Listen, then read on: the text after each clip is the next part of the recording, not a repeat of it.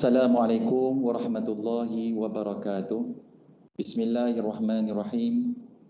Alhamdulillahi rabbil alamin. Wabihi nasta'in ala umuri dunya waddin. Wassalatu wassalamu ala asyrafil anbiya'i wal mursalin Sayyidina Muhammad wa ala alihi wa sahbihi ajma'in. Rabbi syrah li sadri wa yassir li amri wahlul 'uqdatam min lisani yafqahu qawli. Subhanaka la ilma lana illa ma 'allamtana innaka antal alimul hakim. Amma ba'du. Alhamdulillah, bersyukur kita ni kepada Allah Subhanahu wa taala kerana dengan kurnia Allah pada hari ini kita ni diberikan kekuatan, diberikan kelapangan untuk dapat bersama-sama di dalam majlis yang penuh dengan kebajikan ini, iaitu malam munajat. Mudah-mudahan kita ni semua akan beroleh manfaat daripadanya, sama ada di dunia ataupun juga di akhirat, dan mudah-mudahan akan diterima oleh Allah Subhanahu wa taala. Hadirin hadirat yang saya hormati sekalian, insya-Allah tajuk tazkirah yang akan saya sampaikan pada hari ini ialah satu tajuk yang sangat penting untuk kita sama-sama renungi dan fikirkan, iaitu berwaspada terhadap istidraj. Hadirin hadirat muslimin muslimat yang mudah-mudahan dirahmati oleh Allah Subhanahu wa taala. Sebagai manusia memang kita perhatikan dalam kehidupan kita ni sentiasa diwarnai dengan ujian, dengan bencana, dengan perkara-perkara yang tidak kita ingini. Seperti mungkin kita ni akan diuji dengan bencana, kebakaran, kebanjiran, dan juga mungkin juga diuji dengan anak kita ni, dengan isteri kita ni, ataupun dengan orang-orang yang terdekat dengan kita ni. Dan semua itu adalah perkara-perkara yang akan diuji oleh Allah SWT kepada kita ni. Walau bagaimanapun, perlu kita ni ketahui juga bahawa ujian itu bukan sahaja muncul daripada apa yang kita ni tidak senangi, akan tetapi ia juga muncul dari apa yang kita ni senangi, iaitu nikmat-nikmat yang telah Allah SWT kurniakan kepada kita ni, iaitu seperti apa yang kita ni ada, dengan kekayaan kita ni, dengan kemewahan kita ni, dan mungkin juga dengan keahlian kita ni, dengan ilmu yang kita ni ada. Adakah dengan ilmu ni kita ni akan sombong ataupun indah? Adakah kita ni akan mensyukuri dengan nikmat-nikmat yang Allah SWT berikan kepada kita ni, ataupun sebaliknya?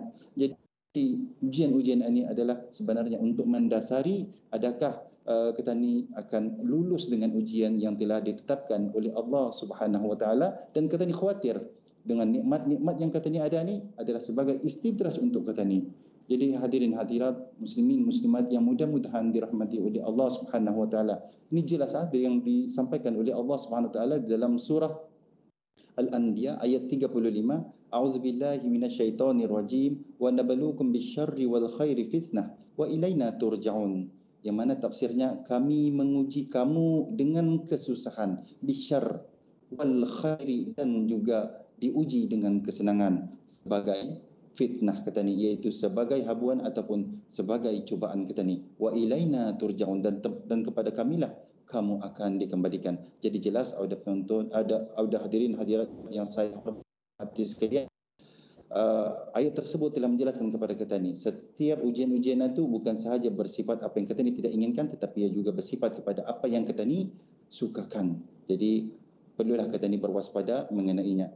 Hadirin hadirat muslimin muslimat yang mudah-mudahan dirahmati oleh Allah Subhanahu wa taala. Istidraj ini adalah merupakan ujian yang berbentuk muslihat ataupun perangkap, iaitu nikmat kesenangan yang Allah Subhanahu wa taala kurniakan kepada orang-orang yang sentiasa lalai akan perintah Allah Subhanahu wa taala serta tidak mentaati apa yang diperintahkan dan apa yang dilarang oleh Allah Subhanahu wa taala. Dan perkara ini juga dijelaskan dalam hadis Nabi Muhammad sallallahu alaihi wasallam, ia berkenaan dengan istidraj ini, iaitu orang yang sentiasa diberikan kemewahan tetapi dalam masa yang sama sentiasa melakukan maksiat, iaitu daripada Uqib bin Umar radhiyallahu anhu berkata daripada Nabi Muhammad sallallahu alaihi wasallam, baginda bersabda yang bermaksud, jika kamu melihat Allah memberikan dunia kepada seorang hamba pelaku maksiat dengan sesuatu yang ia sukai, maka sesungguhnya itu hanyalah merupakan istidraj.